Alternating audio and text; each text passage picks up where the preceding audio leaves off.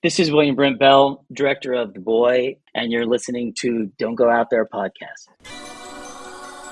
In a world where zombies, ghosts, serial killers, and vampires all exist, it's Nico, Brian, Mike, and Dustin, and they are all that stand between you and the films that could end the world. Welcome to the Don't Go Out There Horror Movie Podcast.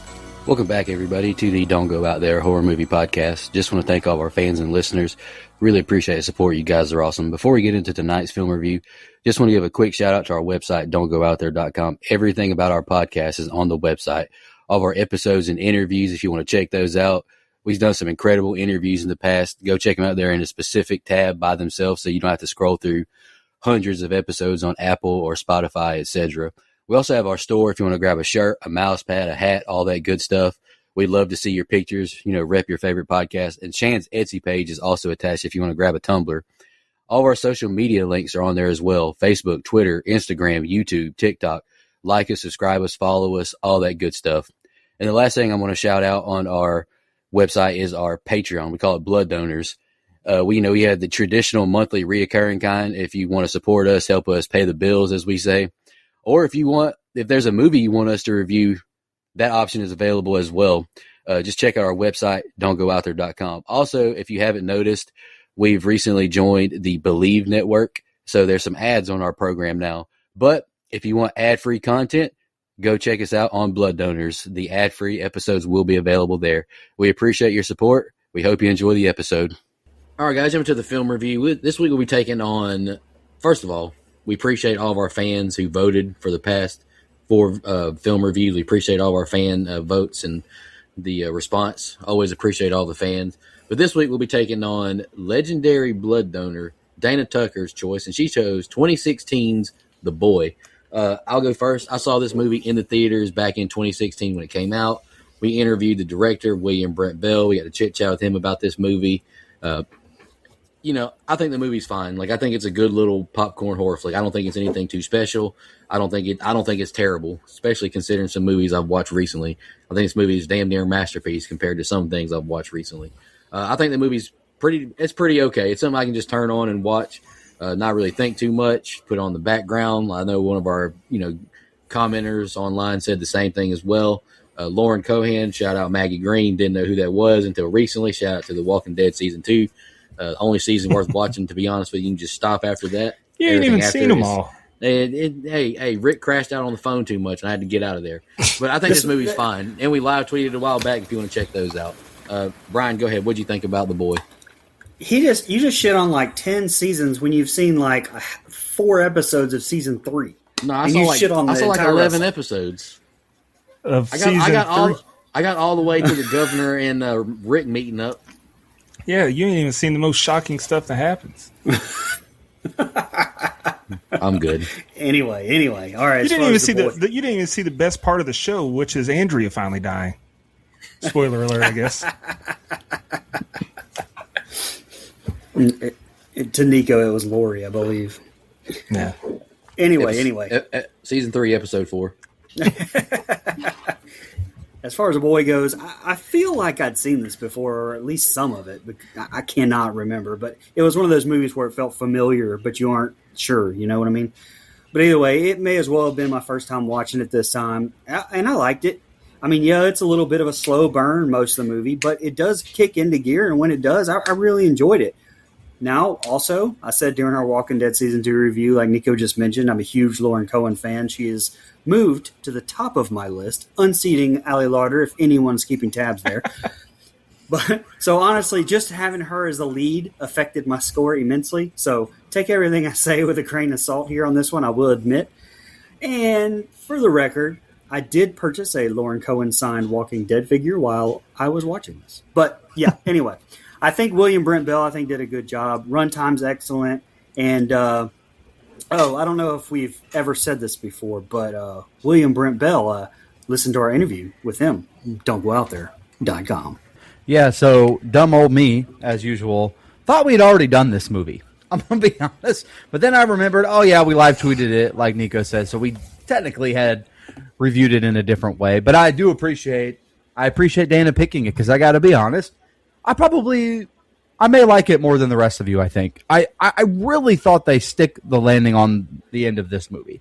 It's a slower burn for sure, but yeah, look, I think this movie does a great job holding my attention, mostly with suspense and intensity. Like they have a way to kind of like bring it down, bring it back up, bring it down, bring it back up, and I think most of the writing is really good. This reminds me of I Am Legend almost, where the majority of this movie is one woman, a doll, and occasionally you get Malcolm, which shout out to the show Man in the High Castle, or The Man in the High Castle, great show. But I think it's good. Now, it's not perfect. I wouldn't even say it's completely rewatchable all the time. Like it's not. I kind of disagree with the popcorn flick part where I'd put it on in the background. But again, I really like it. I like how they stick the landing. The sequel I hear does not do that, so I'm interested to see it. But all in all, I thought it was good, and I'm glad we got to cover it on the show, actually, even though we'd already covered it in my imagination. Yeah, I didn't even know there was a sequel until the other day. Kind of wish I still didn't know about it because everything I've seen about it, it's not kind. Yeah, I knew that we hadn't reviewed it, but I think I was like, I don't think we did. And then I remember the live tweet thing. And I tried to find my tweets from when we live tweeted it because I was just going to use that as my notes. I was like, I ain't rewatching it. I'll just use my notes. But I couldn't find my tweets for some reason. I thought we used DGOT live as a hashtag, but I couldn't find them. So anyway, but then I volunteered to do the scene by scene, so I wouldn't have needed them anyway. I think I agree with you, Nico. I think it's just a fine movie. There's nothing really special about it, but there's nothing egregious either. And I've seen some crap lately as well, Nico. So it does look like On the Waterfront compared to a lot of the shit that I've seen. I like the route they went with the twist, because I think if they'd have stuck with what we're led to believe, like this is a supernatural doll, I think I would have hated it. But I like the twist. I thought that was good. But Twist his dick! Well, listen, I just watched Pillion in the theater today. Please don't say phrases like that. I'm traumatized. But I do have an issue though with the ending, the final act, the reveal. I just don't like the look of Brahms, like real life Brahms. I didn't like his look at all. I thought he looked too, for a lack of better terms, I'm still one that I saw in a ton of reviews on Letterboxd. He looked too hunky. Like he did not look like a monster that was stashed away in the walls and in the basement for years. He looked, I get it, he's wearing a mask, we don't actually get to see his face, but I'm talking about his hair was way too stylish. He was jacked. Like how you get that jacked eating rats? I think they tried to make him too sexy, and I don't like that. I wish that he looked more like a monster, like a hideous, which I know that he wasn't like deformed, or that's not the reason they were hiding him away, but I wish he looked more menacing than what he looked like. And that took away from the ending for me. But overall, I think it's a fine middle of the road movie to me. Very fair. Very fair. Any more opening thoughts, guys? Or we just let Dustin take over? All right. Lord, bear me strength. We open with an ominous score and opening credits, and we see a car traveling along a road with a familiar face in the backseat. It's Maggie Green, except now she's going by Greta. She took Glenn's death hard and started a whole new life. More Walking Dead familiarity in this one, as we see the music was done by Bear McCreary. Nice. And I will say, he crushed the score. I thought the score in this movie was fantastic. The car pulls up to a big-ass house, and Greta is told to wait in the parlor for the owners, the Hilshers. As she looks around this creepy-ass empty house, we see a family portrait on the wall, and she makes her way to the child's room. She's startled by Malcolm, the grocery boy, who she joins to put up the delivery. He tries to guess her story and hits a little too close to home when he tries to flirt. She asks about the child, but Mrs. Hilscher arrives before he can explain, and she discovers that the child, Brahms, has stolen her shoes. That rascal. When she meets Brahms, it's a porcelain doll, and she can't help but laugh. But they're dead ass. They're not joking. She reluctantly plays along, and Mrs. Hilscher gives her the rundown of her duties. Mr. Hilscher takes over the tour, and we hear they have a rat problem. Great. I love that. Love rats. More rats in movies. He asks her if she understands as Mrs. Hilscher looks down from the upstairs window, and that's the opening. Yeah, I totally agree with you, Dustin. I thought it was a great choice of music from everybody involved, starting with the credits. I mean, it sucked me in. Like you mentioned, the legendary Barry McCreary as composer, won Primetime Emmy, 26 other wins for him over his career. And yeah, not just The Walking Dead, but 177 episodes of that motherfucker, which is like 3 seasons. And, he also covered him on Freaky and Happy Death Day. Don'tGoOutThere.com. But great job throughout. And like I said in my open, it was great to see Lauren Cohen again, although the real surprise, I think, to see was Wayne Manor making an appearance here. That's from Batman, Nico. Craig DeRock Castle, known as Mike Settle's vacation home. Beautiful place. Also used in 1994's Little Women with Winona Ryder. And another fun fact right off the rip, I always thought that it was funny after I did the research for The Walking Dead Season 2, but Lauren Cohen, who's an American-born citizen, grew up in England, so she has an English accent and thus has to hide it for stuff like this movie where she plays an American nanny traveling to the UK for her job. And listen, not to question the man WBB here, but wouldn't it have just been easier to have her be a babysitter from, the UK? Like, what do I know? Why does she have to be American? Also, didn't the driver ask Greta to stay in the parlor? Because what are you doing walking around the house, going in bedrooms, touching shit? That's rude as hell, Greta. I just had to point that out. That was ridiculous. And Malcolm, my man, grocery boy is a weird-ass way to introduce yourself to someone when you're the owner of a grocery store. Like, what is going on here? But then again, you asked her to read her fucking gum, which I can't blame you there. Same, brother. Same.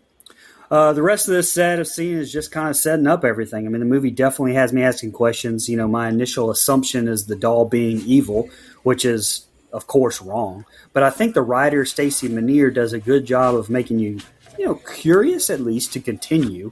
And a lot of this makes the most sense, of course, upon further viewings, especially Mr. Heelshire's warning that Brahms is very much here, no matter what it looks like from the outside. That's something that really stands out the second time you watch it. Yeah, well, you kind of all talked about it already, but beautiful place where they are, honestly. You made the joke about it being my vacation home. Brother, I fucking wish this was my vacation home. What a beautiful place. I know you were having a good time because there was a lot of nature shots, man. Twirling down a back road and middle of nowhere, England. Yeah, man, I know you appreciated that, Brian. And I love these opening credits as well. You mentioned the score. Great job on the score, in my opinion, as well. I think that they nailed that creepy tone. They set it right off the bat. And I think some of the shots that we get are really good. I was watching the credits, and this is probably my third time seeing the film, and I noticed the name Daniel Pearl is the director of photography. Texas Chainsaw Massacre, the original, and the remake cinematographer. So pretty cool there that he's working on this film. I double-checked to make sure that he was the same Daniel Pearl, and it was. So that's a pretty cool tie-in there. It's nice to see Maggie again. Phew. Man, always good to see her. You're going to see me fawn over her in my notes, so I do apologize for that. Again, like how it's setting the mood, it's an unnerving opening to the film as we walk around the house with her. And look, I don't know shit about art. I am not an art guy. I never will be an art guy.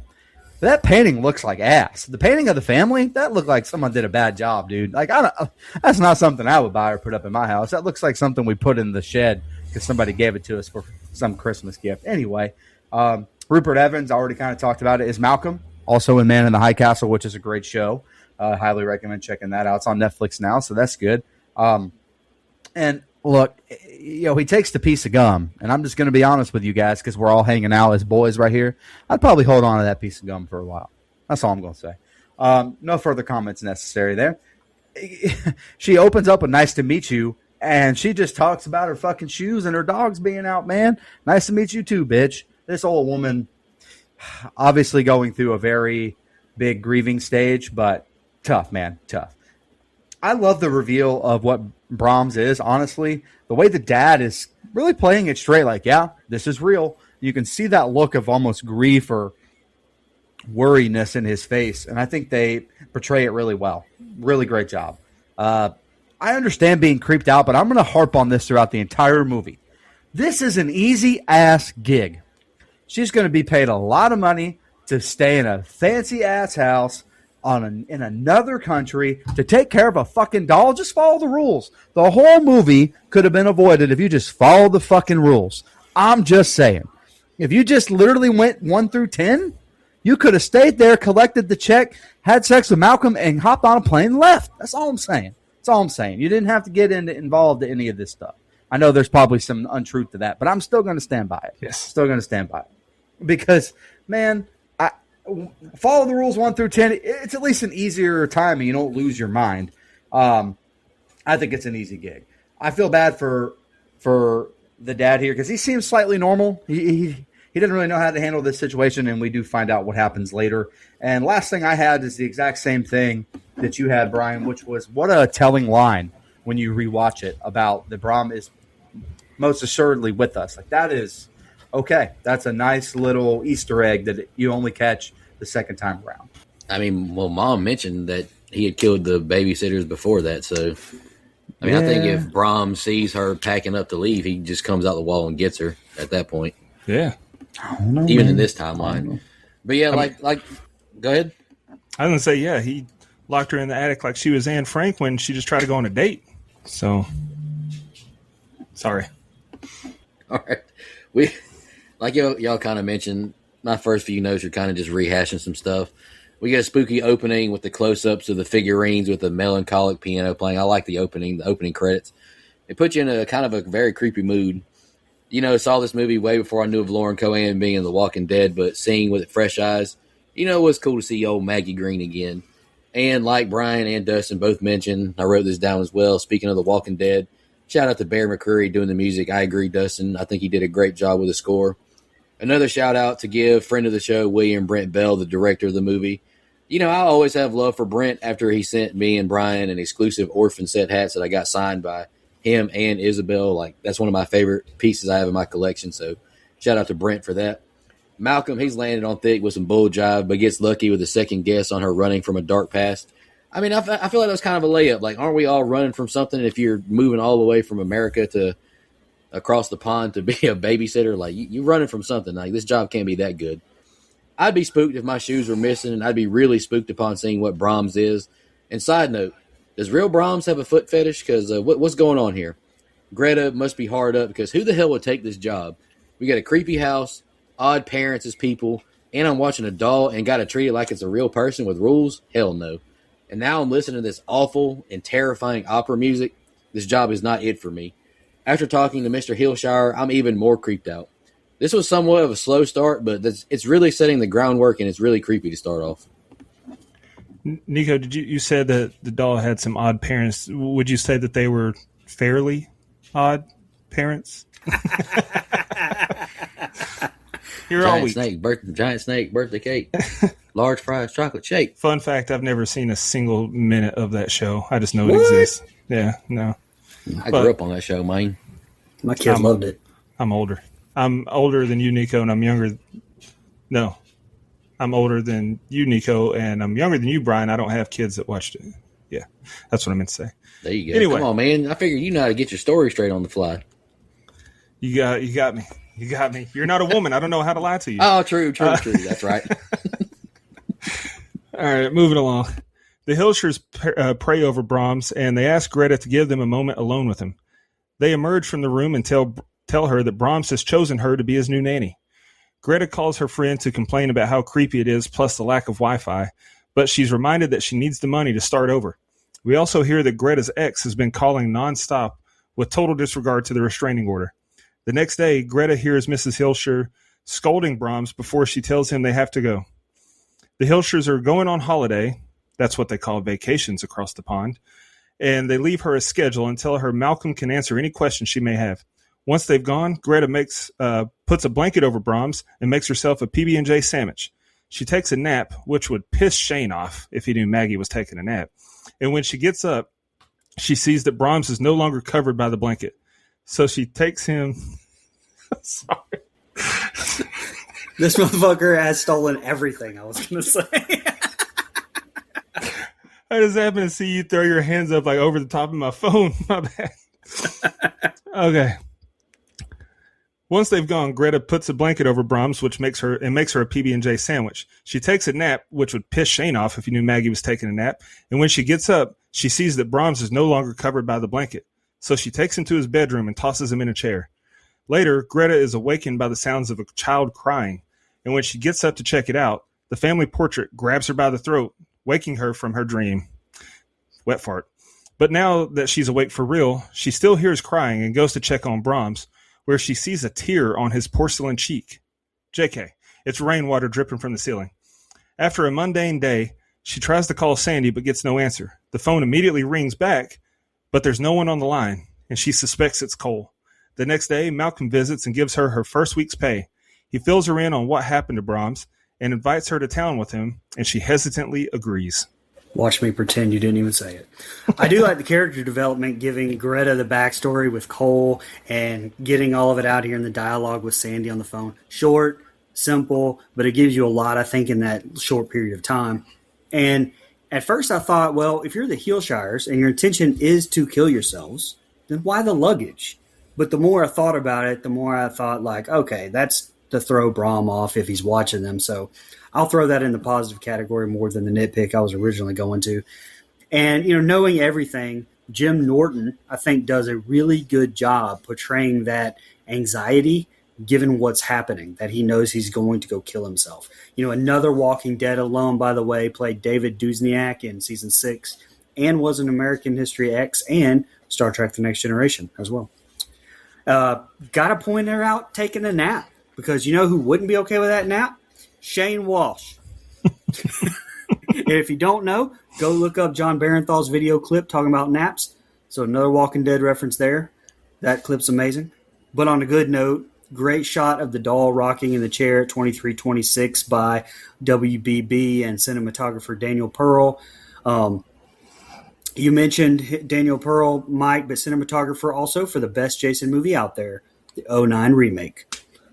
Also, did Alien vs. Predator 2, but we don't talk about that movie because it doesn't exist. But I like how they were able to get the shot with the doll rocking and yet have a logical, non-supernatural way to have that chair rocking, because Greta threw into it. I thought it was great. Now, I really don't understand the baby crying and the baby voices if the dude is 20-something years old in that wall. I think that's kind of dumb. But the jump scare with the dream here I thought was really well done. Another nitpick, though. How is my man in the wall calling the house? I didn't really get the logic there. Maybe you're just supposed to forget all that the next watch through. I don't know. A little slow thus far, 30 minutes in, but enough tension that it does keep my attention. Wait, so it was real life Brahms that was making those phone calls? I just assumed that it was Cole. I don't know. Now that you said that, I thought it was Brahms. And now that you said that, yeah, I'm questioning myself. I don't, because it's never really explicitly stated who it was. But if it was Cole, why wouldn't he say anything? I don't know. I think it's Brahms personally. It's a good point. Doing it. Yeah. There's just something deeply unsettling about the way they prayed over the doll. I don't know what it was. It was creepy. And man, see, Sadie said it, and I agree. Take the money, watch the doll, don't ask questions. You're not there for very long. I'm just saying, man, that's good money right there. Look, you really do feel for Mr. Heelshire here. You can just tell by the way the actor's portraying it how torn up he is, and we know what's coming. And you can definitely tell that he's mixed feelings about what he has to do, but knows he has to do it. But I think the portrayal there is really, really good. And look, like I said, I think I would play it totally straight, watch this doll like it was my own kid, and try my best to get out of there unscathed, because the whole situation is creepy. Even if they didn't kill themselves, just a very creepy situation. I would just play it as straight and easy as I could. We kind of get a little bit of bloat, I think, as we follow her throughout the house in her first night alone. I just think she I'm not saying that she had to do it I don't know. She throws a blanket over the doll. Why are you doing that? Come on, man. You're just unforced errors, in my opinion. I just think she does some really dumb stuff there. And then I like the rain here. I think the rain plays a a character in this particular set of scenes. I think there's a decent little jump scare here too, as she has her dream with the arm out of the painting. I thought that was really nice and super creepy with the single Brian Peoples tear that leaked out of the doll, even though it was from the roof.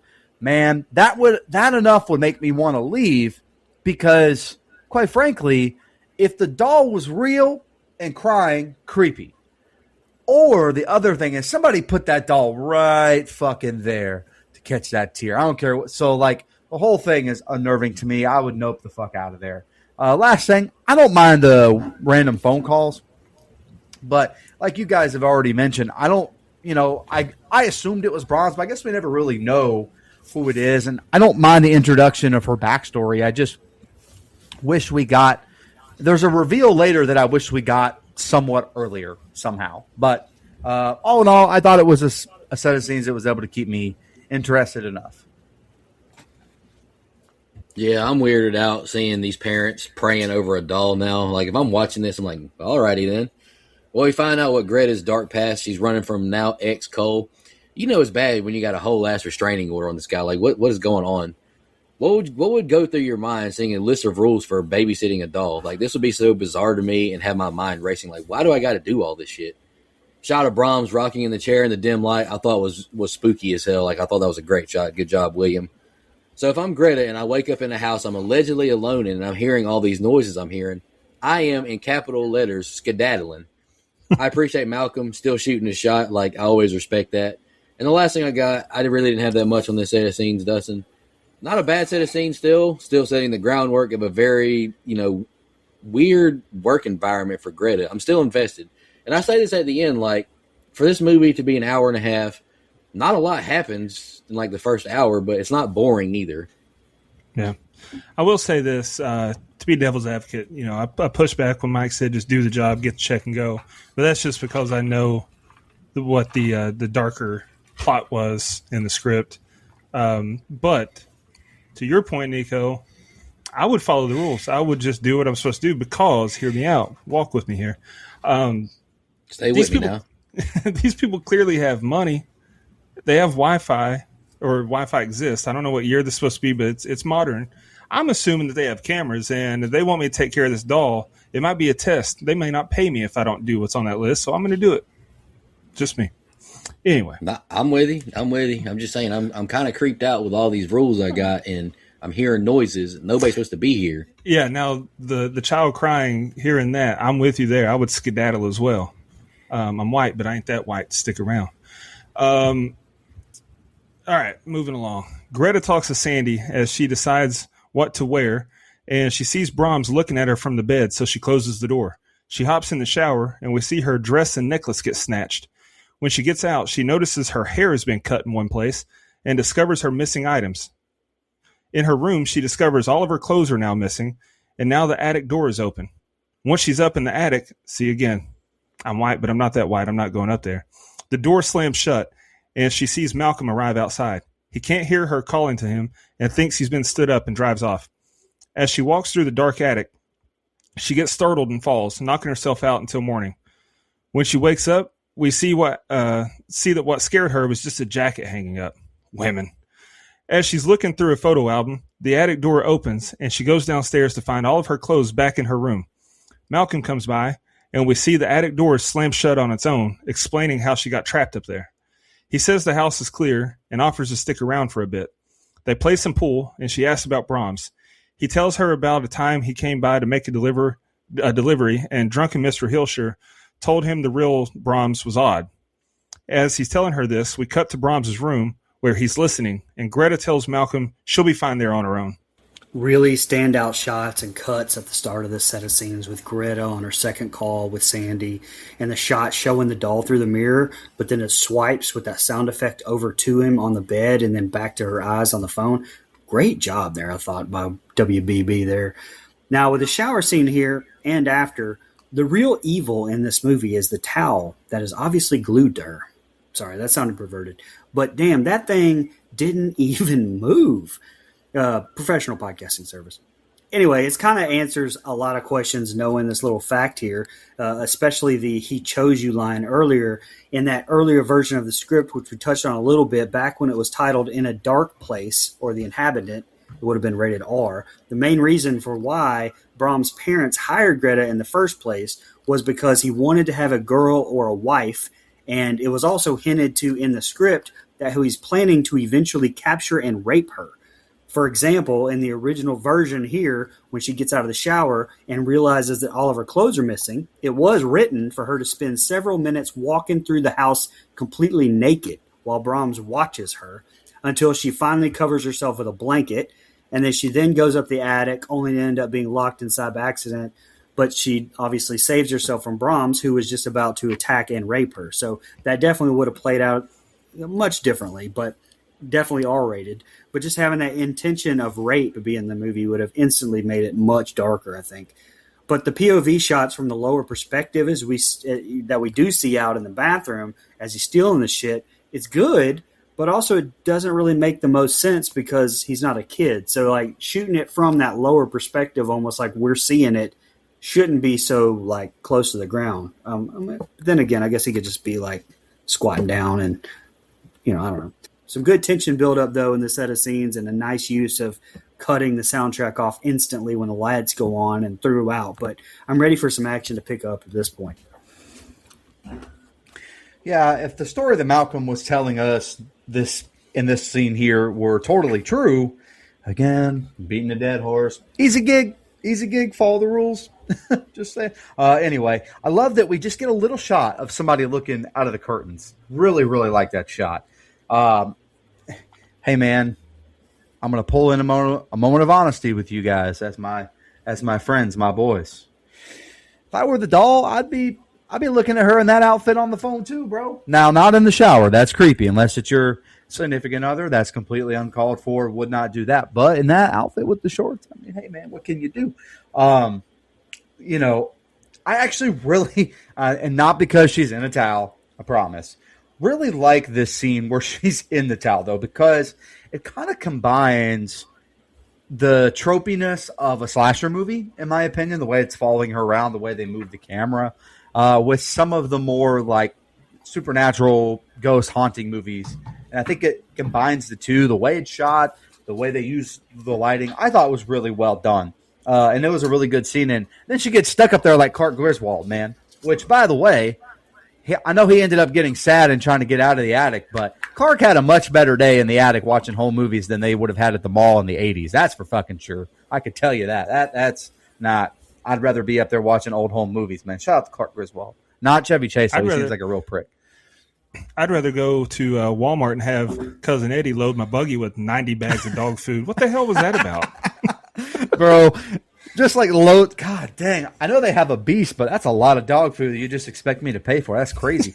I agree. Now, personally, Malcolm kind of just ignore, he knocks on the door a couple of times, somebody answers. I personally would have saved her as as her being my queen as she is. I personally would have hopped in, saved her from that attic and got her out of there. But anyway, she hit her head and fell out for the entire night. Undertaker worked an entire WrestleMania match where he lost the streak with a fucking concussion. I need her to get it together. That's all I'm saying. I've seen, man, Pac-Man Jones went back in when he was basically brain dead. So I don't want to hear this.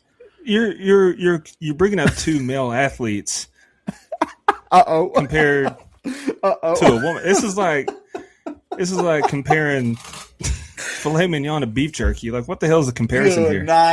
Good night. Fuck. And I thought me talking about her in a towel was going to be the worst part of that segment. That's something, man. I don't know if I have anything. I don't know. Okay, great set of scenes, sure, but I'm kind of like Brian. I'm ready for something to happen. Last thing. I wish we have gotten a little bit more of an exposition dump about Brahms earlier. Like, we had a little bit of the reveal, but his like entire little backstory there, I felt like I would have liked to know a little bit earlier. But that's a nitpick. Go ahead, Nico. I can't follow that. Jesus Christ. I gotta follow it too. Damn. But to be fair, beef jerky is high. Like, what's up with beef jerky being so damn high? Yeah, that's true. I meant homemade squirrel jerky. Does that make it better? Yeah, sure. Man sounded like Jerry Seinfeld. What is up with beef jerky prices? Very sad story about Brahms dying in a fire, but my man Malcolm continues to shoot his shot, and I can't help but respect it. Like, hey, my man is on a mission, and I appreciate it. Why do we just get a POV shot out the window as Greta and Malcolm were walking back inside the house? You know, I had to scratch my chin on that. I was like, what are we doing here? As soon as I saw this doll's face looking at me in the mirror, I'd have doo-dooed myself. Like, I don't like dolls like that. Like, I'd have been terrified. Now we see Greta's dress and jewelry being taken while she showers. Houseway. A doll can't do this unless it's Chucky-like. Now, not sure how she just realized some of her hair had been cut, though, but I digress. Like, how do you just notice that? Like, I don't know. I feel like she should have caught that earlier. Seriously, though, Greta, why would Malcolm be in the attic to mess with you? He's already shown he's interested in you romantically, not in like this prankster way, and you don't know, and he doesn't know you in a prankster way yet. Not gonna lie, I'm panicking big time as soon as I see this attic door closed, and there's no way I don't make enough racket to get Malcolm's attention. I'm breaking the damn window. I'm doing something. I'm getting out of here. Also, this was a huge nitpick. Why doesn't Malcolm just go inside the damn house? He brings the groceries. He has to have a key. Come on, man. And he does just go into the house later on. Like, that was a huge nitpick to me. Attic door conveniently opens up the next morning so she can miss her date and her room is wrecked. She's not suspicious enough for me. Like, why aren't you more curious what's going on? Malcolm bringing up sleepwalking would have me crash out at him like I'm Shane did at the barn. Let me tell you something. You had us out in those woods on par set of scenes, but some frustrating moments. You made me laugh when you said that, why would you think it's Malcolm? Like, he doesn't flirt that way. In my mind, I was like, because she just watched Friday the 13th Part 3, and she thought he flirts like Shelley. God, what a jackass. But anyway, Greta's... You knew she was in that barn, Herschel. We're lost. Greta's in bed talking to Sandy, who tells her Cole has her address now. As Greta is brushing her teeth later, a shadow passes on the wall behind her twice. I thought that was interesting. And she finds papers scattered all over Brahms' room. His head snaps towards her, and she wakes up from another dream. She opens her bedroom door, where her missing shoes are sitting. And down the hall, Brahms is sitting upright in his bed with a checklist of rules beside him, which freaks her out, rightfully so. She gets a phone call where a creepy voice asks her why she won't follow the rules. Under her bedroom door, we see someone approach and knock, and then the creepy voice promises to be good. She opens her door to find a PB&J sandwich on a plate, and Brahms is staring at her creepily. She's hysterical now and goes to check out Brahms. Malcolm calls, and she tells him she thought Mrs. Hilscher was joking about Brahms being playful, and she's not up for a chat now. She's got to go. We join the Hilschers now, who fill their pockets with rocks and walk into a body of water. I guess a creepy haunted porcelain sun will drive anyone to suicide. The next morning, Greta is following the rules now, except she doesn't kiss him goodnight, which, to be honest with you, I'd be pissed if I was Brahms. Lauren Cohen can always kiss me goodnight. Malcolm arrives the next day with the groceries and mail. He asks her out again, but she says she can't, so he leaves. Greta tries to get Brahms to reach for his food, but he won't, so she throws it away. When she turns back around, Brahms isn't in his chair anymore. She calls Malcolm to come back because she needs someone else to see that Brahms is alive. She draws a circle around him on the floor, and they leave the room. She says he's shy, and he moves when he's alone. It's not a magic trick. So, another nitpick right off the bat. You're trying to convince me, according to this phone call with Sandy here at the start of this, that first of all, a 10-year-old was alone at the house when Cole came by, and also gave him an address. Tell me Stacey Menier, the writer, doesn't have kids without telling me, because that's ridiculous. But also, we've discovered this recently. Addresses in the UK are not notated, they're not written the same as addresses in America. So how would that kid? That's ridiculous. Yeah, that's crazy. Things starting to pick up, though, here. Cohen killing it with the acting, scared and seemingly feeling like she's losing her mind. Being able to get that across the way that she does, I think, is fantastic. Also, great use of the handheld shaky camera during all this chaos. Although we still have the use of the kid voice, which fucking drives me crazy. But I'm overlooking it, I guess, at this point. What I'm not overlooking is at 51 minutes in, when it shows the note that Miss Heelshire wrote to Brom, perfectly spaced. Every letter looking exactly like the previous one of the same letter. Very clearly a font. Come on. Like, how hard would it have been to just give woman a pen and paper and make it actually handwritten? Like, that drove me so fucking crazy. It's just a little touch like that that gives it realism. Otherwise, it takes me out of the movie. Same with the one rock being put in the Hillshire's pockets. Like, it's going to be heavy enough to weigh them down. Have them jump off a fucking cliff or something. Like, all of this was totally unnecessary, and I think you still would have gotten the same emotional impact or effect that you were trying to convey without, again, giving me something that takes me out of it, because I can't fucking believe it. Anyway, that's all for this set of scenes. But again, like, first watch definitely has you thinking that there's a spirit in the doll. Although I don't see how a person hiding in the wall or not could have moved that doll from where it was in the kitchen to the short time that Greta was throwing away that pear. But it is what it is. Hey, hold on, Mike. I got to give Brian a compliment. That was funny as hell. They did only get one rock and put it in their pocket. And they Bro, I have that in mind too. I have that in mind too. God damn, bro! One rock ain't killed somebody since Goliath, boy. That's a Bible joke. That's not true. Lynn Bias, different kind of rock. Oh, come on! That was fucked up. That's fucking terrible. My fault. Brian crashed out over that rock was so damn funny to me. You wrote fucking perfect, and then you died from one rock. Go ahead, the bias joke. That's going to go over some people's heads, but I appreciated it, Dustin. That was good. If you know, you know. Yeah, if you know, you know. I had that in my notes too, though. Like, what? Anyway, I don't mind more backstory on Greta. I really don't. But not that it's not necessary, because it ties into the tension later.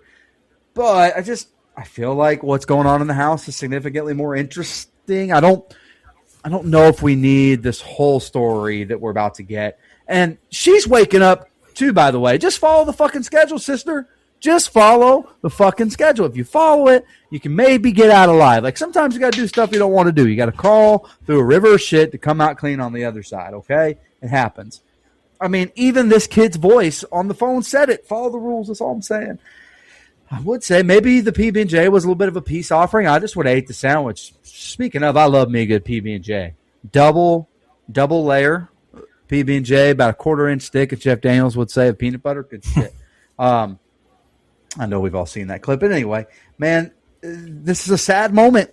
And these people are old, and they feel like they have no other choice. But like we've just mentioned, one fucking rock, that was going to do it? Like, Jesus Christ, there's no way that was going to hold them underwater like that. I couldn't believe it. I know they're old and frail, but come on, dog. Like, that just wasn't going to get it done. And I will say, damn, what a plan by these two. I'd be pissed being stuck with this doll now and not even realizing it yet. Like, damn, I'm stuck with this fucking creepy thing. I'm just saying, she started doing her job. Things improved. Where was I wrong? Shit got better in the house. Like, stuff stopped being creepy. She just took care of the doll like it was a person.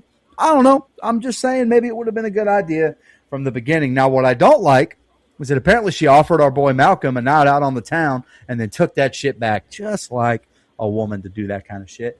Last thing I really have is this attempted jump scare at the doll I really liked, because one, it made me laugh, but two, shows that she's starting to fucking lose it a little bit. And she never, what I would consider, fully loses it because of this, but she's starting to teeter on, am I crazy or is this actually happening to me? And I like that, like, fake flinch that she gives the doll at the table. I thought it was really well done. Yeah, I'm right there with you, Dustin and Brian. Why and how would a 10-year-old kid know Greta's address way across the pond? And if she has a restraining order on this guy, why isn't she more concerned he knows her address? Like, what? Like, she's not concerned enough with what's going on. Shadow runs past in the background. That's always creepy in these doll movies. Like, I like that. I don't like Brahms moving his head to always be looking at Greta, but it was a nice jump scare with him moving his head. William Brent Bell giving the foot gang some love as we watch her feet the whole time as she finds her missing shoes, and Brahms sitting terrifyingly on the bed with the rules beside him. All right, hell yeah. If I'm Greta, I am leaving this place immediately, getting phone calls now from a spooky boy's voice. Hell no. Like you already got a couple paychecks, just get the hell out of here. The Hillshires are very clearly overwhelmed with grief and pain with what's happened to Brahms, but Lord, they picked a horrible way to die. Drowning themselves? Nah, I'm good. But like Brian mentioned, are the rocks even heavy enough to keep him down? Like, I don't know. I don't think so, actually. Could you imagine how silly you have to feel doing all these things on the list like Greta is doing? Making breakfast for a fucking doll, reading it poetry? Ain't no way, boy. Malcolm gets inside the house now when she doesn't answer the phone. Interesting. Why didn't he do that earlier when she wouldn't answer the door for the fucking date? Like, come on, man. Like, we're losing recipes, Malcolm. Man, it's the worst feeling in the world, getting left on scene so she can hang out with a goddamn doll. Like, what are we doing, Malcolm? Spoiler alert, but we know what's up with Brahms. I'm just not buying that the real person can move the doll this fast without being hurt in another room. Like, I just don't buy that. And how do you even get in there? Like, we saw how he got into, like, the pool room. He had to break through a mirror. Last thing I got, another set of scenes. This is weird because to me, not a lot has happened, but it's not, like, poorly paced and I'm bored either. Yeah. Greta says, "Okay, Brahms, here we come." And then she opens the door. Nothing. He hasn't moved an inch. She pleads with Brahms and says, "One more chance." They leave the room again, and when they go back in, Brahms has moved to the corner. Greta and Malcolm take a stroll around the estate, and she tells Malcolm about Cole, who's a real scumbag. He knocked her up and beat her, causing her to lose the baby. Malcolm uses her trauma dumping as a green light to kiss her. He just like me for real. Then I guess we're skipping the first date, straight to sexy time. Again, he just like me for real. Brahms cockblocks, though, by blasting a classical record from another room.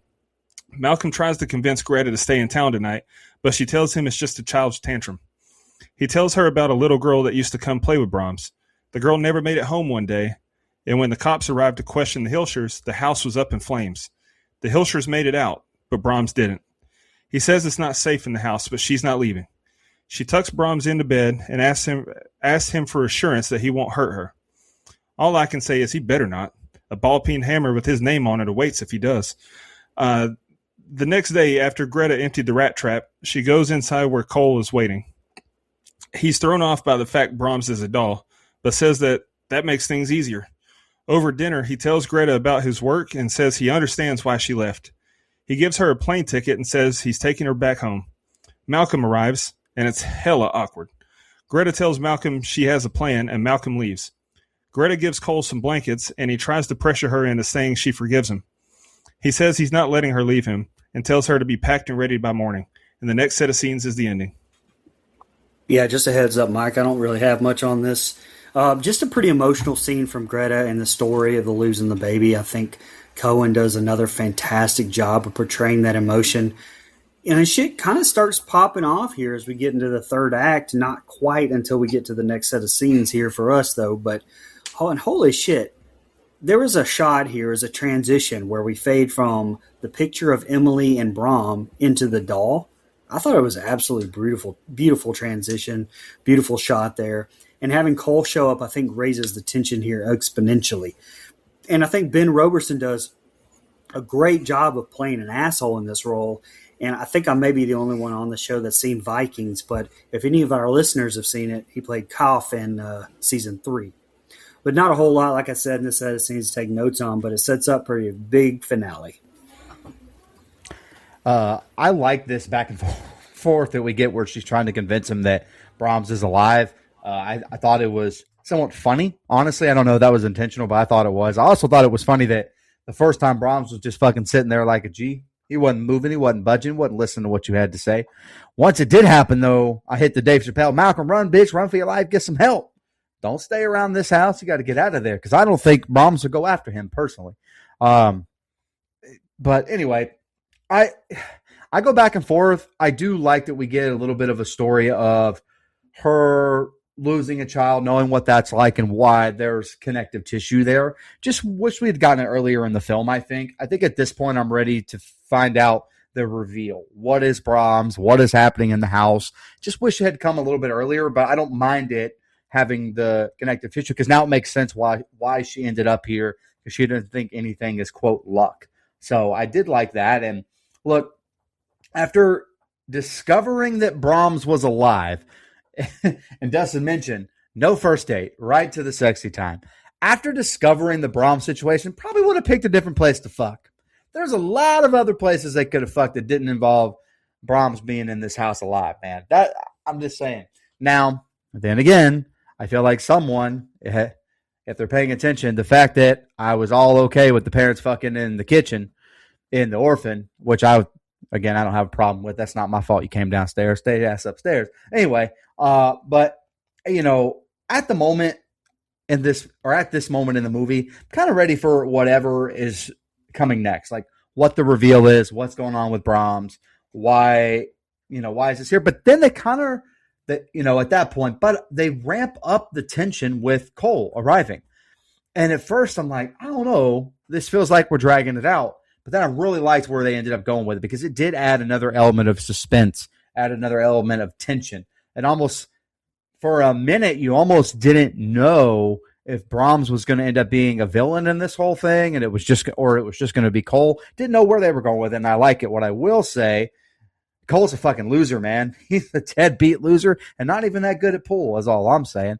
Yeah, so I really liked how they, last thing, I've been proud of Malcolm this whole time because he finally got what he was looking for, but then he just leaves with Cole in the house. Nah, man, I'm fighting. I don't care. Now, Cole probably would have whooped his ass, but we don't know that for sure. I would have stayed and fought for my new woman is all I'm saying. Yeah, now Greta is sweet-talking this doll. Like, it would be hard for me not to think that this chick's not crazy as of now. Like, I know the trope of, like, not believing the person with what they're saying, but, like, give me a break. But serious question, why would the Brahms person in the walls listen to Greta and move the doll now while Malcolm is there? Like, to me, he should have just left that a mystery. Like, he should have, like, tried to make Malcolm think that she is crazy. Like, I don't get why he would do that. Yeah. If I'm Malcolm, there's no way in hell I actually believe Greta thinks that doll is an actual boy. I think it's nice writing to give Greta an empathetic story, though, towards the Hillshires and Brahms. Like, I did like that as well. Malcolm, even after that, manages to get a kiss. Like, you've got to respect this man's consistency. If a record started randomly playing and Brahms in a whole-ass new room while I'm trying to get laid, I'm fuming and I'm terrified. Like, why hasn't Malcolm suggested going to his place yet? But the writing was good. I gave him props. You got me. Good job, Malcolm, asking her to go into town. Like, I forgot about that. So I like when they prove me right or wrong, whatever. I can't believe Greta is this far off the deep end to believe that was normal and okay to happen, though. Pretty terrifying backstory with Emily Cribs, but how would Greta know Brahms wouldn't do that? It's a fucking doll that you've made no real connection with. Like, Dustin, I need to hear your thoughts on that. Why does she know that Brahms, this little porcelain doll, wouldn't do that? Answer that for when I'm done. The figurative shit hits the fan soon as Greta sees it's Cole in the house and not Malcolm. Valid reaction by Cole here, seeing that she's taking care of a damn doll. Like, yeah. Awkward as hell as Malcolm meets Cole. Like, this is just a really weird situation. There's that scary side of Cole and why she had a restraining order on him. Let's see how this ends, but Dustin, answer that for me. How does she know that that Brahms wouldn't do that? Well, majority of women, if you tell them that the word gullible is not in the dictionary, they will believe you. So there's that. I just think she's... Where do you come up with this shit right off the whim? That's crazy. But also, I think there's a looming... I'm not even going to say threat. There's a looming promise from me that if he harms a hair on her head... Listen, I will throw that doll in an incinerator. So you don't touch Lauren Cohen. So really? Maybe he just knew. Really? All right. Here's the ending. Greta lays in bed with Brahms, lucky fella, and tells him not to worry. She's not leaving. She says she needs his help, though. We see Malcolm is sleeping in his car in the driveway, and then it gets real spooky around the house. Some blood drips on Cole's forehead as he sleeps, and he yells for Greta. There's bloody rats in his bag, and the words "get out" are written on the wall in blood. He asks what this is, and she says Brahms. He's not buying it, and the yelling wakes Malcolm up. He runs in and tells Cole to get out. Cole snatches Brahms and does what I would have done 5 minutes after the Hillshires left, smashes his porcelain head. But, to quote Kent Murphy, that's a mistake. The walls start rattling and something smashes through the mirror, knocking Cole to the ground. A human, an adult male wearing a porcelain mask, crawls out of the wall and attacks Malcolm before turning his attention to Cole. It's the real Brahms. He stabs Cole in the neck with with part of the shattered doll and grabs Greta as she tries to run. Malcolm knocks him over the head, buying them some time, but Brahms is up in no time. Brahms uses the walls as shortcuts to chase them through the house, and then Greta and Malcolm use the walls to find an exit. They find Brahms' creepy-ass hideout, complete with a cursed doll wearing Greta's dress. And Greta finds the Hilscher's suicide note, and it's time to go. Brahms smashes through the wall and gives chase, and our protagonists find an exit. Malcolm tries to buy Greta some time to escape by fighting off Brahms, but she doesn't leave, and he gets knocked out for nothing. Women. She finally does leave, though, and Brahms says if she doesn't come back, he'll kill Malcolm. She makes a run for it, but turns back when she hears Malcolm screaming. She tells Brahms to come back. She came back for him and goes full nanny mode and yells at him that it's bedtime. She tucks him in and stabs him as she gives him a goodnight kiss. It's tough seeing others live out your dreams. He tosses her across the room and starts strangling her, but she's able to fight him off. She finds Malcolm and drives him away to safety. Before we end, though, we see the doll get glued back together, letting us know Brahms lives. I like the old dick twist in this, not being supernatural, to be honest. The slow motion of the doll busting out of the mirror I thought was a phenomenal shot as well. Although I'm not real sure how he exploded the mirror like that. I mean, nor how he teleported in front of them after he got knocked the fuck out by Malcolm in the middle. But when they're running through the walls, you can actually see all the holes on like how he can see the rooms, but it doesn't make any sense because on the other side of those walls, they're complete and painted, not slats of wood. So it seems kind of like a mess up to me. I don't really understand that. I kind of laughed, to be honest, though, where he threatened to kill Malcolm, and then she was like, "Fuck that, dude! I'm out." She just kept running. I thought that was funny. But sorry, Malcolm, unless this is malnourished, living in the walls dude spent most of his time doing push-ups back there. There's no way you should have lost in a fight to this little punk. I'm ashamed of you, Malcolm. Ashamed. Unless he had that. Never mind. I'm not trying to get us canceled. But speaking of strength, Cohen must be strong because how did she get an unconscious Malcolm to the car? Did she just carry his ass? I was going to say she grew up on a farm. Herschel had her out there doing chores. She got that country strength. Yeah, that's true. We have seen that. You're right. And last thing, you know how I was talking about a few scenes ago with the script being so different? Another thing that was toned down here is where he asked Greta to kiss him. Before the rewrites, it had him grabbing Greta and starting to kiss and violating her until she ends up stabbing him with a screwdriver. So the script also ended with her killing Brahms definitively, which kind of leads me into this. I haven't seen the second one, but I did do research on it because professional podcasting service. Apparently, Brahm did die here, and the person repairing the doll is a whole nother person, and that's who the killer is in the second one. So, I don't know. Who? I don't know. I wouldn't say it anyway for fear of spoiling it for anyone wanting to watch that one. So, there you go. I enjoyed the ending, though. I saw that, too, that it's not Brahms, and to me, that's stupid. Like, who the hell else could it possibly be? Cole? Cole survived the neck stab, and he's the... I mean, Dana says she thinks the sequel sucks, so... It does. It's not good. Did you watch it? Well, who's the killer, then? I ain't seen it. I ain't seen it in years. I don't even remember. But it's got Ralph Fiennes in it. That's cool. And Katie Holmes. That's Katie Holmes? Speaking of Katie Holmes, I just can't believe they tried to get us to believe that Bruce Wayne and Harvey Dent would be fighting over Maggie Gyllenhaal. Buddy, I think about it all the time. You're right. I think about it all the time. Don't understand. I would never. Anyway, look, I know that she's kind of grieving here, but I wouldn't be snuggling the doll to like the baby talk and stuff she's kind of doing. I don't know. I feel like they tried to fit a little bit too much of the character depth into her. I don't know. That's just me. Cole should not be in that house alone with her. I know Malcolm kind of slept out in his car and we get that, but I don't know, man. I'm not leaving. I'm not fucking leaving. Okay? I'm just saying. This is pretty good stuff, though. Ratcheting up the intensity with Cole has made things a lot more interesting to me. How he, we get to see who she's been talking about this whole time, that he was, in fact, not a good guy, like she said.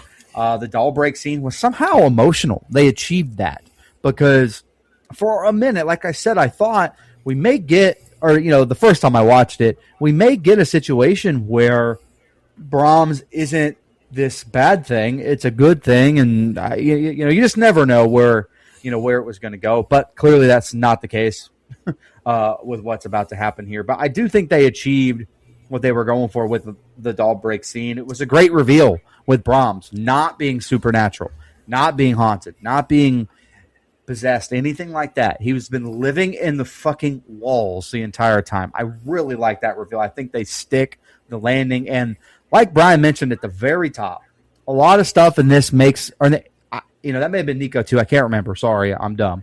But a lot of stuff makes more sense with that being the case when you watch it the second and third time around like this. Like, I think they really stuck the landing, in my opinion. I just like how it all came together. I think these two devise a terribly dumb plan to just basically run away. I don't know. It's 2-on-1. I know he has a weapon, and like Dustin mentioned, I don't know how he's a hunk. It makes no sense.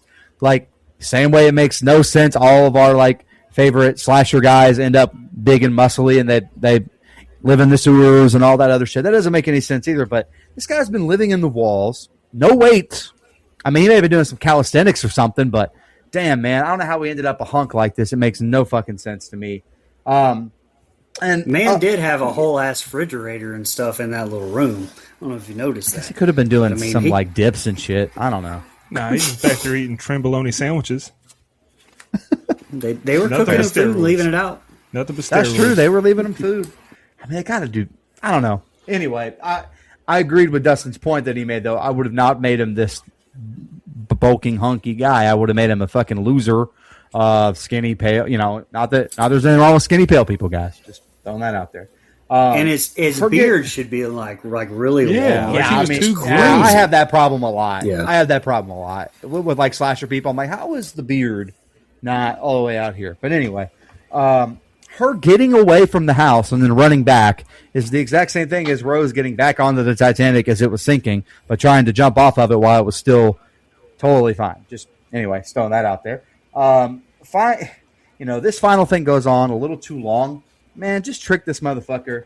Double stab, double kill. It's over. And like we've just kind of mentioned, this dude has the strength of Brock Lesnar. Like, throws this bitch off of her, like, or off of him. It makes no sense. Like, that part I did not like. Last thing, the ending was solid. Really liked the twist. Just took a little longer than I would have liked to have gotten there. I think the way that she escaped was good. I'm glad she was able to fend him off herself, and the fact that Brahms is dead, which you kind of just revealed to me because I've never seen the sequel, I like that. That's definitive. He ended up being a piece of shit, so I'm glad he got his comeuppance. And I'm glad Malcolm got the girl, man. Good for him. Well, we think. I mean, he didn't look dead at the end, I guess. I hope he was. He don't deserve her. No, I just want to chime in about the Brahms appearance. Like, I don't know, it never really bothered me. Like to me, he didn't look hunky. He looked like a hairy loser in the wall. Like, I get the beard thing, but like his parents knew he was still alive, so maybe they kept grooming him a little bit. You know, maybe they trimmed his beard a little bit, like, and he had a room. Like, it's not like they told him like he couldn't trim his beard or anything. Yeah. Because he had like the gross, like hairy arms and back and all that. Like, to me, he just seemed like a loser in the walls. But I mean, if they were playing the music real loud so he could hear it, and then they were doing all this shit to the doll, you know, so that he could hear it, like, because they knew it. So then, if they were meeting him and seeing him or whatever, then what the fuck was the whole doll thing to begin with? Why couldn't they just raised him? If they're basically are anyway, and just hit him. I have that in my closing thoughts. Like, anyway, go ahead. I mean, how often are the cops going out there looking for him? I bring that up in my closing thoughts. But like, they're just like tricking women into showing up to like, for what? Just so they can kill them? Well, women deserve to be tricked. Stop. This All right, guy. let me just Not read my killed. notes. Not killed, but Dustin only emotionally damages, not physically damaged. All right, bear with me. I got the most on this last part. How did Brahms manage to get the doll from beside Greta as she slept? Like, I don't get that. Terrifying seeing the dead rats in his luggage and the get out and blood. You know, me and Dustin have been very vocal. Hate rats, are disgusting. Shit's starting to get weird and mysterious, and I like it. Malcolm heard them arguing from the car. Sure, pal. Like, this dude is outside sleeping. I think it's starting to rain, and he heard them arguing. All right, yeah, okay.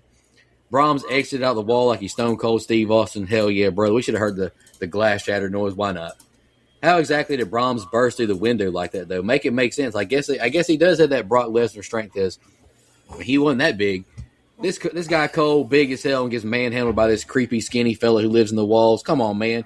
Got all them muscles for no damn reason. Hilarious that Greta thinks she's found a way out that Brahms doesn't know about and can't cut them off beforehand. Like he knows all the tunnels in this place. Like, come on. Very creepy finding the mannequin with Greta's clothes and hair on it. Like, yeah, I'd be very creeped out if I was her. No time for panic. Greta, reading that note. Like, get the hell out of the house. Like, what are you doing? Like, who gives a shit what that note says at this point? Greta being dumb as fuck, not escaping, not helping fight, just dumb, watching, so annoying. Like, she's watching Malcolm get his ass kicked. She's not running away. Like, Dustin, you can comment on that too after this. Brahms' voice is terrifying as he demands she not leave.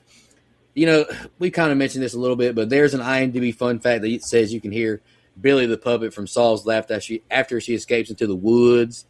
But I rewatched it several times and I could not hear it. Maybe you got to wear some headphones, some Apple AirPods, maybe some of them Beats that the kids be wearing. But I couldn't hear it from my Roku TV. Man, I did the same thing. I didn't hear it either.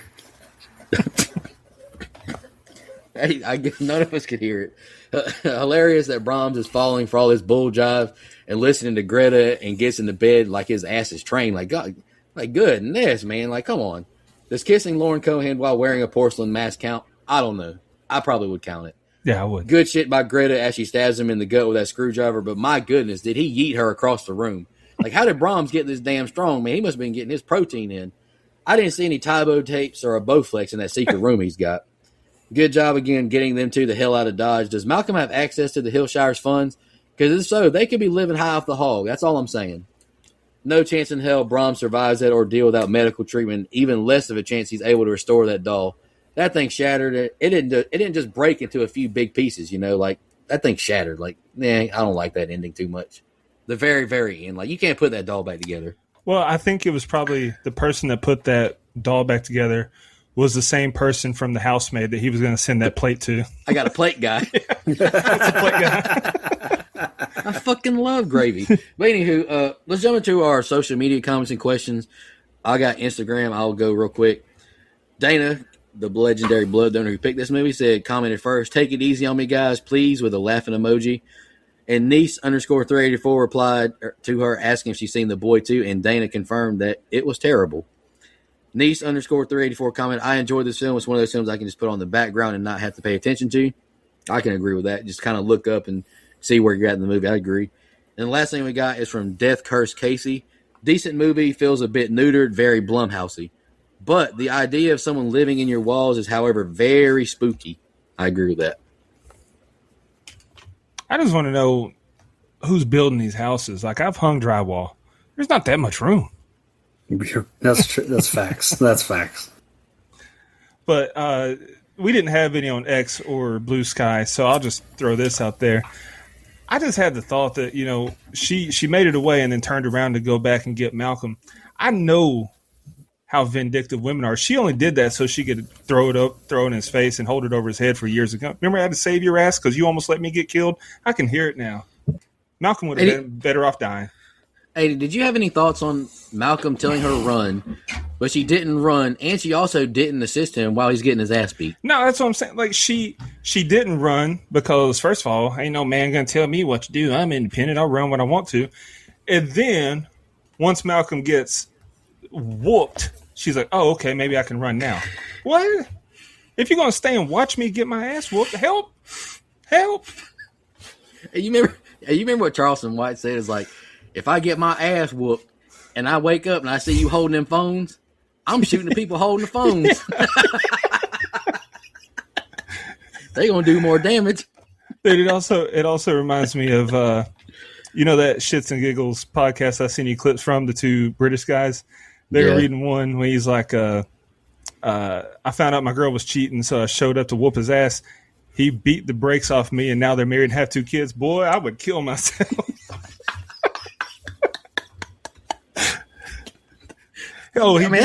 He beat him so bad he shit his pants. That's what it was. And they call him Shitty Boy. No, I'd kill myself. Nope. Yep. Yeah. You got to either start over a whole new life, or you just got to. Hey, a good way to kill yourself is to eat sliced pork from Sonny's. I almost died this past Sunday. Just throwing that out there. Damn. Go ahead, Brian. You got anything on the Book of Faces? No, there's nothing on the Book of Faces, but I will add that I'm glad you did not die at lunch that day. You would have Same. ruined my trip. Same. I would have. That's what you get for eating Sunnies, man. I don't like Sunnies. Man, there ain't that many things to choose from on the way back from That's fair. Tampa off the interstate. I will. Let me tell you something I did learn. Let me tell you something. Yeah, let me tell you something. Brian taught me that you can get corn nuggets and you can put powdered sugar on them joints. Well, that's weird. I've never heard of that, but that shit was good as hell. I like corn nuggets, but I wouldn't think to put like powdered sugar, something sweet. The sweetest I would go, I've dipped them in barbecue sauce, and that's good.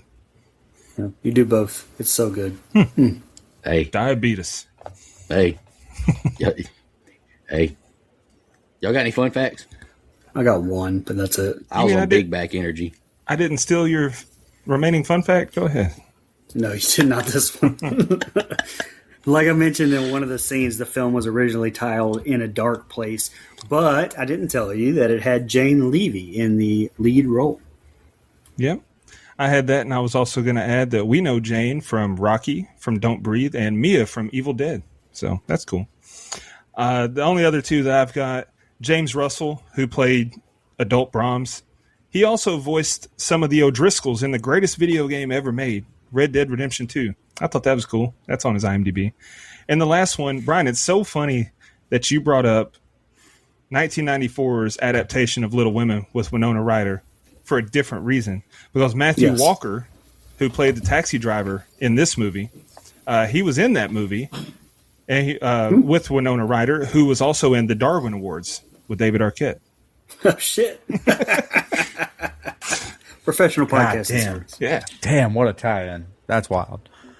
All right, this movie was made for a cool $10 million and grossed just under $73.9 million worldwide from a box office standpoint. So pretty good run at the box office there for The Boy, which is probably why we got a much panned sequel that I've never seen, so I won't speak too much shit about. I can. Hell yeah, brother. I can. Just based off what I've seen, how we got The Boy 2 when we didn't get a My Bloody Valentine 2 just drives me crazy. It probably seems like I'm advocating for a My Bloody Valentine 2. I'm not necessarily, but it just baffles me that they were like, no. What? Yeah. It made $100 million. I'm advocating for it. I'm advocating for My Bloody Valentine 2. I'd watch that shit tomorrow. Just replace Jensen Ackles. Get somebody who can act better. Respectfully. Fair. But anyway, let's jump to our favorite kill, least favorite kill, and the rating. Dustin, you want to kick us off? Sure do. My favorite kill was Cole because he was a real piece of shit. And also his death is the most graphic one that we get. So, Cole. Least favorite was the Hilshers. They were just despicable people to enable Brahms and set up Greta like that. They deserved a much more brutal death. And I didn't even think of it till you said it, Brian. But yeah, one rock in the pocket. Come on. As for my final thoughts in the rating, it's not a bad premise. It's interesting, and it has some good tension. I think the acting is solid pretty much across the board. The score is phenomenal. But like I said, I hated the look of Adult Brahms. Something about him just didn't look as creepy or menacing as he should have to me. Maybe it was the hair. I don't know. Also, it's kind of silly that they kept him in the walls all this time. After the pressure died down from when the police thought that he died in a fire, they could have just let him come out and have a real room and live, just hide when guests are over. But overall, I don't hate the movie. It's fine. It's just missing something to me. I don't know, maybe what I said, maybe those things I said or what it was missing, maybe it's something else, but it was missing something. I gave it a 5.5. I'll go next. Favorite kill, I guess Cole, because it was the most graphic. I kind of almost want to pick my least favorite kill as Cole, too, because you got all them damn muscles and you got your ass whooped. Like, goodness, man. Like, you just got manhandled. Like, you didn't put up no fight. But this is a movie that I remember seeing in theaters. I remember back in 2016, I remember being on, like, Twitter. Like, this movie got, like, a lot of promo. Like, I misspoke when we interviewed William Brent Bell. I said Shawn Mendes did a promo for it. It was actually Austin Mahone, so I apologize. I misspoke. One white boy singer. They all look alike. They all, they're all the same. But anywho, I think the movie has an interesting concept as well, Dustin. And my biggest gripe was just, Malcolm not going in the damn house when he couldn't. He was going on a date with a girl he wasn't interested in. You got a key. Like, Well- why don't you go in there? That's the second time you said it. So let me say, maybe he just thought that she didn't want him there. Tonight's not a good night. What if she had diarrhea? I don't want to walk in and see that. So Dude, he was infatuated with this girl. Come on now, like he should have went in the house. But also the inconsistencies at the end, just a kind of a frustrating ending, kind of a ridiculous. I mean, it's an interesting concept, but it's also kind of ridiculous to not leave with all this weird shit going on. Like something like you really don't think this fucking doll's walking around doing this shit. But I still enjoy it. I gave it a 6.5. Yeah, I'll go. Just short and sweet. I enjoyed it. I thought it was a pretty easy watch. Yeah, it was slow throughout some, which does hurt it on subsequent watch throughs. Overall, though, I did like it. I actually gave it a 7.75. How many of them 7.75s was for Lauren Cohan? You don't have to answer if you don't want to. 7.74.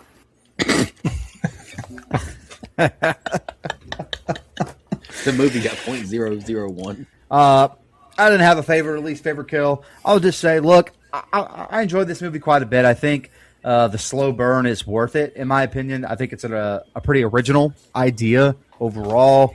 Liked a lot of the writing. I mean, again, there's some nitpicks there. Like, I think the whole movie could have been avoided if she just did her job. But I understand not doing the job when in these circumstances, I suppose. But all in all, thought the reveal was really, really good of Brahms. I think this movie did not require a sequel. But again, I haven't seen it, so I can't judge. I like the way they left the story off. I gave it a flat 7. Flat 7.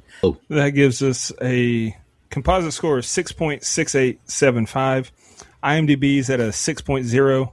Letterboxd 2.6 out of 5. And Rotten Tomatoes 31%. Not loving it. Damn. Damn. Rotten Tomatoes is not harsh. showing love at all. Yeah, man. All right, guys. What the Any hell? final thoughts on The Boy? Dana, we appreciate your donation as always. All right. Speaking of blood donors, let's shout them out real quick, and then I'll let Brian announce next week's review, the special one. Blood donors, really appreciate y'all. It means a lot to us that you help us out financially. I mean it every time I tell y'all that. Legendary blood donor Dana Tucker, we just did her review, The Boy. Camper level reoccurring Nina, Michelle Mirza, Steve Schmidt, Matt from the UK, Anthony Andrews, and Lisa. Camp counselor reoccurring Edward Hernandez Gunn, Joe Swinford, Adrian Aiello, Brian Samick, Andrew Ferguson, Brooke Maley, Heather Superdoc, Jennifer Dachney, Too Close to Home Pod, Dana Tucker, Cole McAlexander, Max K, Amanda Pettiford, and Death Curse Casey. Really appreciate all of y'all. It means a lot to us. I mean that sincerely. Need to do a giveaway for y'all pretty soon. Brian, go ahead and announce our pick for next week. All right, well, it's that time of the year again. We're actually going to be reviewing now that we've gotten through, what was it? We've done 8. This is the 9th one, I guess, in Friday the 13th franchise, 1993's Jason Goes to Hell. We are finally reviewing it. It is like I've said before, the movie that got me into horror, so it's special to me. So I'm ready to actually finally review this one. It's, and give it an actual proper review. So I think it'll be good. Our second of 3 Friday the 13th this year. I think the next one maybe in October or November. It's November. So Jason X, Mike, in correct. November. that'll be Jason X. Yes, sir. Right. Hell yeah. Jason Goes to Hell. Good night. I wasn't a part of the show when you guys interviewed Adam Marcus, and I really was banking on me never having to watch that movie again. So it's Well, I'm glad I could help you out. it's even more somber now. So Yeah. Yeah, but we appreciate everyone tuning in. Dana, thank you again for the blood donor donation. And next week, Absolutely. we'll be taking on Jason Goes to Hell for Friday the 13th. good night, Lauren. Damn you. Thank you so much, everybody. I'll see you next week. And in the meantime, take care of yourself. Just want to remind everybody